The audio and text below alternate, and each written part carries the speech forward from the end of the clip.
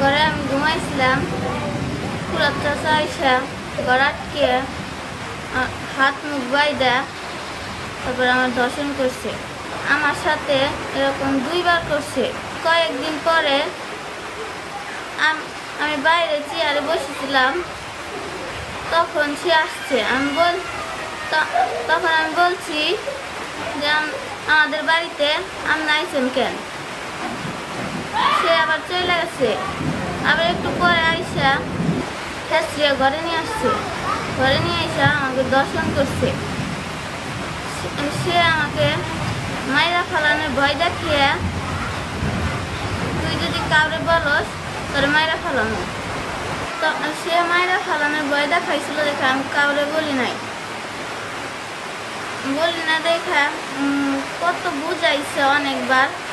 আমি কান্না করছি। তখন বলে দিছি যে ফুরাত খান আমাকে দর্শন করছে 7-8 মাস আগে। যে মেয়েটার সাথে ধর্ষণ করা হয়েছে এই মেয়েটা হয়েছে আমার বাস্তি, আমার দেবরের মেয়ে।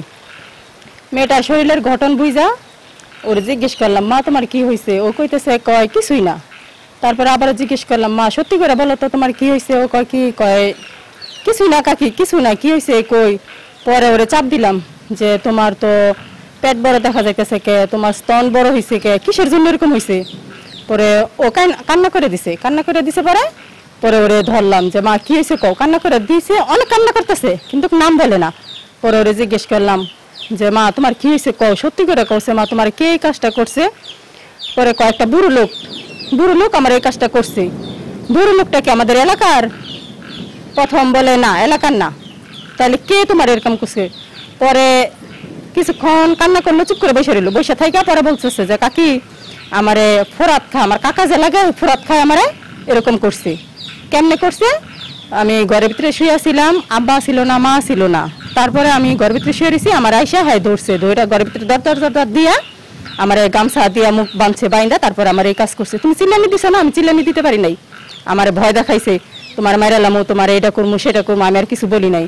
আমার হ্যার মতো হ্যাঁ কাজ করে গেছে গা। কয়দিন হয়েছে এরকম। আরেকদিনও এরকম ভাবে আমি বসে রয়েছি কাকি, দরজার সামনে বসে রয়েছি ঘরে দুয়ারে উঠানের মধ্যে। তারপরে হ্যাঁ আমার জোর করে থেকে দৌড়ে নিয়ে আবার ওরকম ভাবেই নির্যাতন করছে। তোমার যে মেজ বন্ধ হয়েছে তুমি বলবা না? বলে আমি তো জানি না যে কাকি মাসে মাসে যে আমার এরকম হয় সব মেয়েদের। তারপরে জিজ্ঞেস করলাম যে সব মেয়েদের তো এরকম হয়? আমি তো বুঝতে পারি নাই কাকি। তাহলে এখন তারপর আমরা আলটা করে দেখি যে 7 মাস প্রেগনেন্ট। তার কি কমু? আমরা চাই ওর বিচার চাই। আমরা আমার মাই কইছে কইলে আরে যে তার মেয়ের পেটও থাকে এইটি আশেপাশে স্কুলেও কইছে যে এইরকম তুই তার বাচ্চা হবো, স্কুলে কইয়ে ভালাইছে। আশা কইছে যে আমরা বিচার চাই, মানে সঠিক এই চাই। আমার মেয়েটার জীবনে কি হবো এইটুকাই। এই ফরাত খায় আমার মেয়ের দর্শন করছে।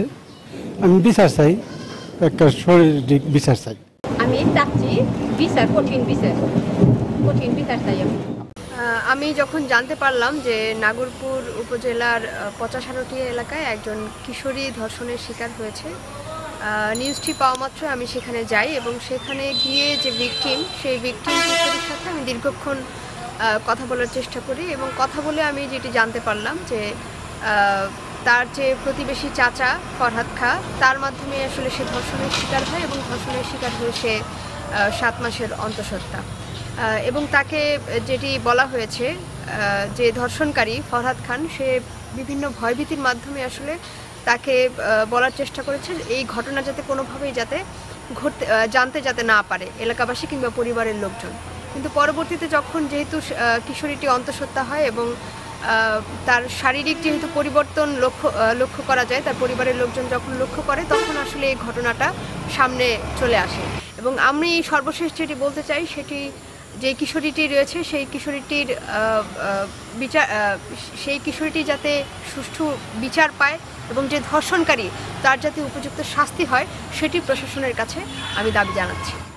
গত 15 তারিখ 15/5/2025 তারিখ সন্ধ্যা 7:30টার দিকে তার পিতা মাতাকে সহ আমাদের থানায় আসে, এসে বলে যে অন্তঃসত্ত্বা। বলে অন্তঃসত্ত্বা কি করে, তো ছোট বাচ্চা। তো প্রতিবেশী চাচা কর্তৃক ফরহাদ খান নাম, 55 বছর বয়স, তাদের বাড়িতে আসা যাওয়া করতো। তার বাপ মা কোথায় কাজে গেছে, তো মেয়েটাকে একা পেয়ে এটা আপনার গত নভেম্বরে, 24 সালের নভেম্বরে দুপুর 2টার দিকে ওই বাড়ি থেকে জোরপূর্বকভাবে তাকে মুখ চেপে ধরে দর্শন করে। তো মেয়েটা বুঝতে পারে না, মেয়েটা পরে গোপন করছে। তো তার মিনিট এই পেটে বাচ্চা চলে আসে। তো আমাদের কাছে অভিযোগ করার পরে যেদিন আসে 15 তারিখে আমরা সাথে সাথে মামলা নিয়ে নিচ্ছি। ফরহাদকে বিবাদী করে আমরা সাথে সাথে মামলা নিয়ে নিছি। মেয়েকে আমরা মেডিকেল করাইছি, 22 ধারা জবানবন্দি করেছি আদালতে, আমাদের কার্যক্রম সম্পন্ন করছি। এখন এই আসামিকে ধরার জন্য আমরা একাধিকবার অভিযান পরিচালনা করছি ওই সারুটিয়া এলাকায়, 50 সারুটিয়া সহ এবং তার ওই চৌবাড়িয়া বিভিন্ন এলাকায় আমরা এরা তাকে ধরার জন্য বহু আপ্রাণ চেষ্টা করতেছি। এখন আছে তো সে কোনো মোবাইল ইউজ করে না, যার কারণে আমাদের একটু প্রবলেম হচ্ছে। তো আমরা সোর্স মেনটেন করতে সোর্স লাগাই রাখছি।